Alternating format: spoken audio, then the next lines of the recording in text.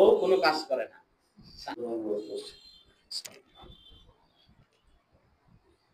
আউযু বিল্লাহি মিনাশ শাইতানির রাজিম।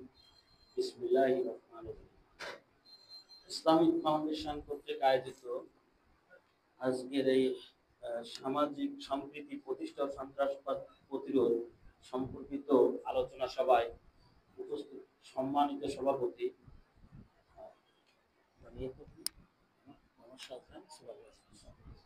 বাগারপাড়া ইসলামিক ফাউন্ডেশন বাগারপাড়া উপজেলা সম্মানিত সুপারভাইজার মহোদয়, আরো অন্যান্য উপস্থিত আছে অন্যান্য অতিথিবৃন্দ এবং আমার সামনে উপস্থিত আছে আজকের এই গুরুত্বপূর্ণ মিটিং। আমি এই অর্থে গুরুত্বপূর্ণ বলছি যে এই বাগারপাড়া উপজেলার প্রত্যেকটা কোণা থেকে আগত সব থেকে গুরুত্বপূর্ণ ব্যক্তি। সবাইকে আমার সালাম, আসসালামু আলাইকুম। আপনারা সবাই ভালো আছে? আমি এই বাগারপাড়াতে যোগদান করেছি 4/2/2025 সালে, অর্থাৎ প্রায় 3 মাসের কাছাকাছি। আমি এই আজকের এই আলোচনা সভাটা সবচেয়ে গুরুত্বপূর্ণ কেন মনে করলাম? আমার দিক থেকে গুরুত্বপূর্ণ কারণ বাগারপাড়া উপজেলার প্রত্যেকটা কোণা থেকে আপনারা একজন করে প্রতিনিধি এখানে চলে আসছে। আমি কিন্তু এই এই যে বাগারপাড়াতে যত আলোচনা যাই হোক, যেখানে হোক, হয়তো আজকে আইন শৃঙ্খলা মিটিং আছে, সেখানে কিন্তু বাগারপাড়ার সব জায়গার লোক আমি পাবো না। সেক্ষেত্রে আমার কাছে গুরুত্বপূর্ণ। আরো একটি গুরুত্বপূর্ণ কারণ, এখানে আমার সামনে যারা আছে আমার তো তাদের কাছ থেকে শোনার কথা। আমি শুনবো, আপনারা বলবেন। কারণ আমার সামনে আজকে যারা এখানে বসে আছে প্রত্যেকটা ব্যক্তি একজন করে সর্বোচ্চ নেতা, একজন করে সর্বোচ্চ গার্ডিয়ান, একজন করে সর্বোচ্চ শিক্ষক। কেন বললাম এটা? ইমাম, আমরা জানি ইমাম মানে নেতা। কারণ আমরা তো মুসলমান, আমাদের মুসলিম দেশের ইমামের কথাই কিন্তু সবাই শোনে। সেক্ষেত্রে আপনাদের কথা সবাই শুনবে, আপনি হচ্ছে সেই জন্য সর্বোচ্চ নেতা। দ্বিতীয়ত কেন বললাম শিক্ষক? আপনারা সর্বোচ্চ শিক্ষক। দেখেন, আমরাও স্কুলে গিয়েছি, কলেজে গিয়েছি, লেখাপড়া করছি, আমরাও মাঝে মাঝে কথা বলি। হয়তো এখানে যদি আমি একটা বক্তব্যের অনুষ্ঠানে গেলাম, সবাই কিন্তু আমার কথা মনোযোগ দিয়ে শোনে না। আমি কেন, এখানে যদি ডিসি মহোদয় আসে, সেখানেও কিন্তু তার কথা 100% সবাই শুনবে এর নিশ্চয়তা দেওয়া যায় না। বাট আপনারা যখন মসজিদে যখন 1 ঘন্টা বা আধা ঘন্টা কথা বলেন, আপনাদের কথাটা সবাই সর্বোচ্চ গুরুত্ব দিয়ে, মনোযোগ দিয়ে, গুরুত্ব থেকে মনোযোগ দিয়ে শোনে। সেক্ষেত্রে আপনারাই সবাই সর্বোচ্চ শিক্ষক আমার কাছে। আমার এটা ব্যক্তিগত অভিমত, জানি না এটা আমার সাথে সবাই একমত হবে কিনা। যাই হোক, সেক্ষেত্রে আপনারা যে কথাগুলো বলবেন, আপনার মেসেজটা যতটা গুরুত্ব দিয়ে আমাদের মানুষ শুনবে, আমার কথা অত গুরুত্ব দিয়ে শুনবে না। ঠিক আছে?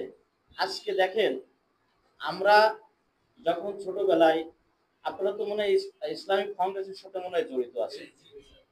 কারণ আমরা মুসলিম দেশ, এই মুসলিম দেশের মুসলমানদের যে বীজ, আপনার ইসলামিক ফাউন্ডেশনই কিন্তু তার অন্যতম। এবং সেখান থেকে আপনারা কিন্তু সেই কার্যক্রমগুলো সেই প্রতিষ্ঠার পর থেকে আপনারা চালিয়ে আসছেন। যেমন মসজিদ ভিত্তিক শিশু গণশিক্ষা, প্রাক প্রাথমিক। পাশাপাশি আমাদের অন্য ধর্মেরও কিন্তু আছে, মন্দির ভিত্তিক আছে। আমরা যখন এর আগে ছিল মক্তব, আমরা কিন্তু মক্তবে পড়ছি, একটা মসজিদ ভিত্তিক শিশু গণশিক্ষা আমরা পড়ার সুযোগ পাইনি। যাই হোক, ধর্মটা কিন্তু ধর্মীয় শিক্ষাটা কিন্তু একটা নির্দিষ্ট বয়সের সময় মানুষ শেখে। যেমন ছোটবেলায় ধর্মীয় শিক্ষাটা যতটা সুন্দরভাবে গ্রহণ করা হয়, মনের ভিতর থাকে, বড় হলে কিন্তু হয় না। এটা আমার কিন্তু একান্তই ব্যক্তিগত মতামত দিয়ে, ব্যক্তিগত দিয়ে কিন্তু আমি বলতেছি, আপনারা অন্যভাবে নেবেন না। ছোটকালে আমরা যখন মস্তবে গেছি, যেগুলো শিখছি ওইটাই কিন্তু এখনো ধারণ করে সেটা নিয়ে চলি। তাহলে আপনারা কতটা গুরুত্বপূর্ণ আপনারা বুঝতে পারছেন? আপনাদের কাছ থেকে এই যে মসজিদ ভিত্তিক শিশু গণশিক্ষা, এখান থেকে যে বাচ্চারা কোমলমতি, এখন নিষ্পাপ ফ্রেশ তারা যায় আপনাদের কাছে, আর আমাদের কাছে আসে কেন বলেন তো? আমরা আজকে কিন্তু আপনি আর আমি বিপরীত। আমার কাছে ম্যাক্সিমামই খারাপ মানুষ আসে।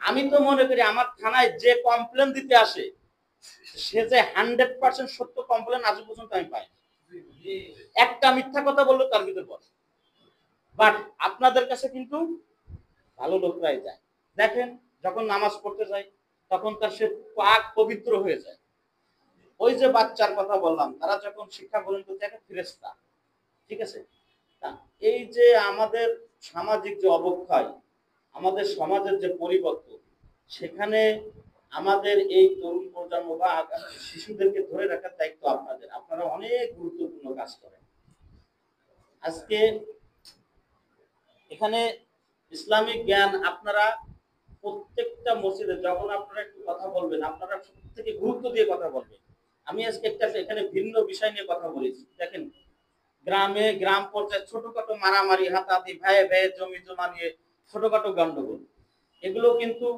এগুলোর জন্য কিন্তু নির্দিষ্ট একটা আদালত হয়েছে আমরা গত 2 দিন এই আমাদের যশোরের জেলা প্রশাসক মহোদয়ের সে গ্রাম আদালত নিয়ে আমাদের একটা মিটিং হয়েছে 2 দিন এই গ্রাম আদালতে এই ছোট ছোট সমস্যাগুলো কিন্তু সমাধান গ্রাম আদালতেই হয় ঠিক আছে কিন্তু মানুষ কিন্তু সবাই চলে আসে থানাতে ওই যে আমার কাজ হচ্ছে ছোটকালে আমি হসপিটালে যে দেখছি যে ওই মানে একজন তার স্ত্রী একটা মানে ওয়ালমেটে দেখছি স্ত্রী তার সে এক হাত দিয়ে দেবী দুর্গার মতো রান্না করছে আর এক হাত দিয়ে বাচ্চাকে খাওয়াচ্ছে আর এক হাত দিয়ে গরু পালতেছে আর এক হাত দিয়ে স্বামী সেবা করছে তারপরেও নিচে লেখছে তার স্বামী যে আমার বউ কোনো কাজ করে না আমাদের কাজটা হচ্ছে তাই থানা পুলিশ দেখেন পুলিশের কিন্তু পুলিশের সকল শ্রেণীর কাজ করা লাগে যেটা আমার ভিতরেও থাকে না এই মেসেজগুলো আপনারা একটু সমাজে দিবেন আর আজকের যে অনুষ্ঠানের যে মানে মূল প্রতিপাদ্য বিষয় সম্প্রীতি প্রতিষ্ঠা এ সম্পর্কে আমি একটু উদাহরণ দিতে চাই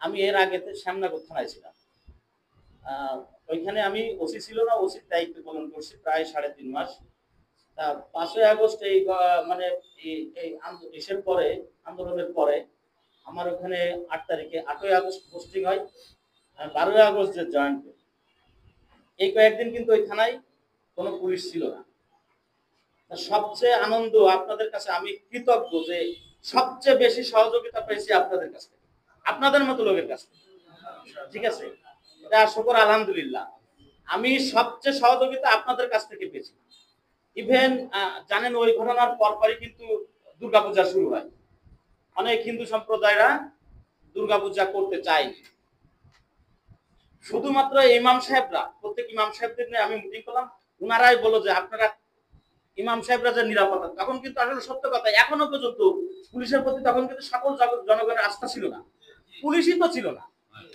তখন তো পুলিশও ছিল না ওনারা নিরাপত্তার ভয়তে ওনারা পূজা করবে না সমস্ত ইমাম সাহেবদের ডেকে বললাম ইমাম সাহেবরা প্রত্যেকে আপনারা পূজা করেন আমরা পাহারা দেবো এবং তাই করেছিল সবচেয়ে মজার বিষয় হচ্ছে অন্যবার অন্য সময় দুর্গাপূজা যত ডিউটি করা লাগছে গতবার কিন্তু তা করা লাগেনি কারণ আপনারা নিজেরাই কমিটি করে করে প্রত্যেকটা পূজা কেন্দ্রতে আপনারা ছিলেন জন্য আমরা আলহামদুলিল্লাহ আমরা কৃতজ্ঞতা আমি ব্যক্তিগতভাবে কৃতজ্ঞতা প্রকাশ করছি যাই হোক আপনারা যেহেতু মানে সবাই গুরুত্বপূর্ণ জায়গা ওই কারণেই বললাম যে দেখেন শুক্রবারের দিন আপনার মসজিদে যখন যায় একজন মুসলমান সে অন্য সপ্তাহে নামাজ পড়ে না কিন্তু ওই সময়টা কিন্তু নামাজের জন্য যায় এবং আপনার কথা শোনার জন্যই যায় সমাজে যে বিশৃঙ্খলা গুজব এই যে কিছু কিছু গুজব ছড়ায় এই সম্পর্কে আপনারা একটু মেসেজ দিন যে কোনো ঘটনা আপনার এলাকায় যদি কোনো একটা ঘটনা ঘটে আপনি সম্পূর্ণভাবে ক্লিয়ার করে শুক্রবারের দিন বয়ানে আপনি একটু বলে দিবেন তাহলে কি হবে দেখেন আমাদের পরেও কিন্তু চাপটা কমবে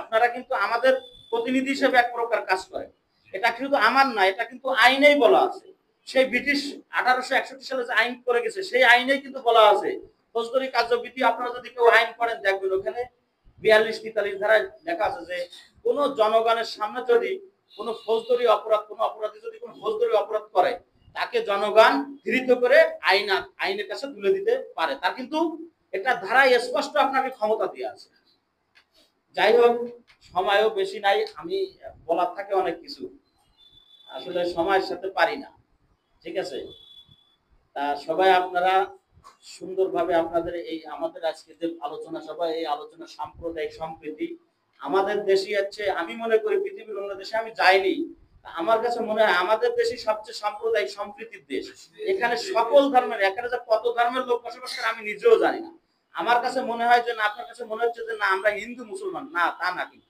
এখানে অনেক ধর্মের লোক এই বাংলাদেশে বসবাস করে, এক এক অঞ্চলে এক এক রকম মানে ধর্মের লোক বসবাস করে। যাই হোক, আমরা যে এই যে বিশ্বের বুকে ছোট্ট একটা দেশ বাংলাদেশ সাম্প্রদায়িক সম্প্রীতি নিয়ে আমরা বসবাস করছি, এবং আপনারা সেটাকে সেটাকে মানে ধারাবাহিকতার জন্য আপনারাও সহযোগিতা করছেন। আগামী দিনেও এই সাম্প্রদায়িক সম্প্রীতির দেশ থাকবে ইনশাল্লাহ বাংলাদেশ, এই আশাবাদ ব্যক্ত করে আমি আমার সংক্ষিপ্ত বক্তব্য এখানে শেষ করছি। আসসালামু আলাইকুম।